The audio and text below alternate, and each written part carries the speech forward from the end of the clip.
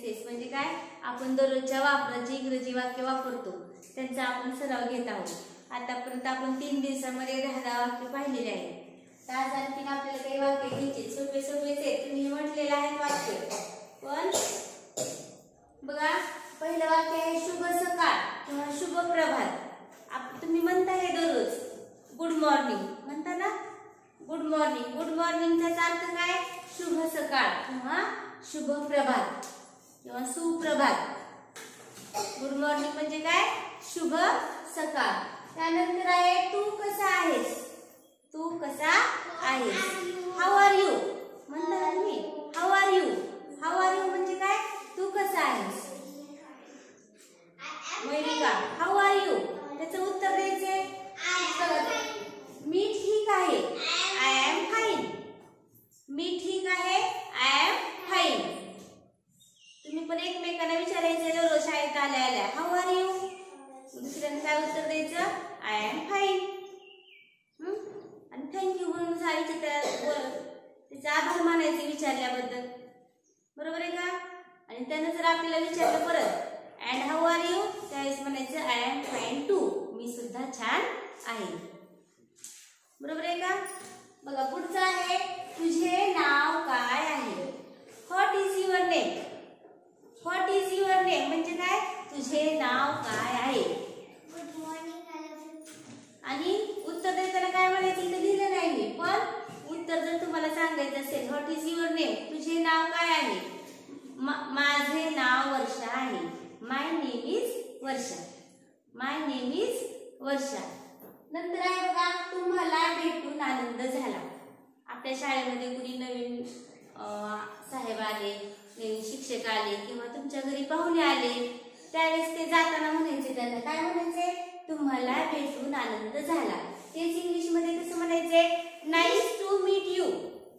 Nice to meet you. तुम्हाला भेटून आनंद झाला म्हणतात. त्याच्या पुढे कुणी एखादे शिक्षक येतात की नवीन शाळेमध्ये आपल्या, किंवा साहेब येतात भेट द्यायला, त्यावेळेस त्या जाताना म्हणायचं nice to meet you sir. काय म्हणायचं, नाईस टू मीट यू म्हणजे तुम्हाला भेटून आम्हाला आनंद झाला. नंतर आहे पुन्हा भेटू. पुन्हा ते चाललेत, आता ते चाललेत आपल्या शाळेमधून किंवा आपल्या घरातून पाहुणे चाललेत, त्यावेळेस काय म्हणायचे, सी यू अगेन. पुन्हा भेटू. सी यू अगेन, पुन्हा भेटू असं म्हणायचं तुम्ही. आता मी लक्ष देणार आहे, कोण कोण म्हणते ते लक्षात ठेवणार आहे. बघा पाहुणे जर आले आपल्या शाळेमध्ये तर काय म्हणायचंय, nice to meet you. Nice to meet you. आणि पुन्हा भेटू, see you again. See you again. त्यानंतर आहे आपण काय करता, व्हॉट डू यू डू. आपण काय करता, व्हॉट डू यू डू. म्हणजे तुम्ही काय करता, तुमचं काम काय आहे ते विचारायचं असल्यावर हे म्हणायचे व्हॉट डू यू डू. हा समजा एखादा शेतकरी असेल, आय एम फार्मर असं उत्तर देणार नाही की नाही. ते आपल्याला आय एमचे वाक्य नंतर घ्यायचे ते एकत्र सगळे.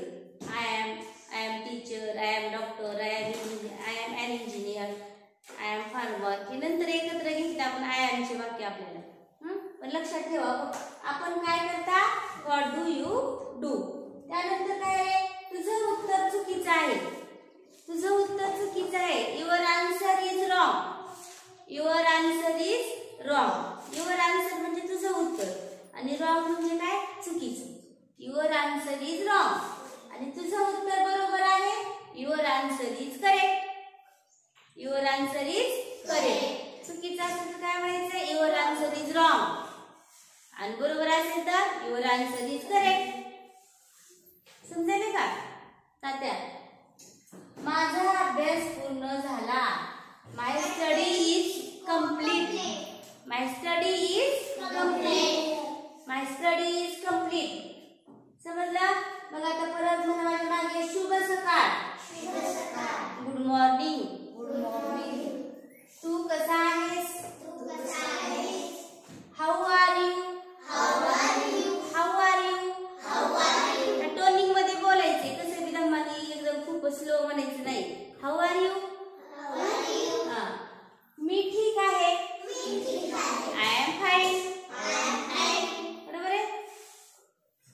तुझे नाव काय आहे. तुझे नाव काय आहे.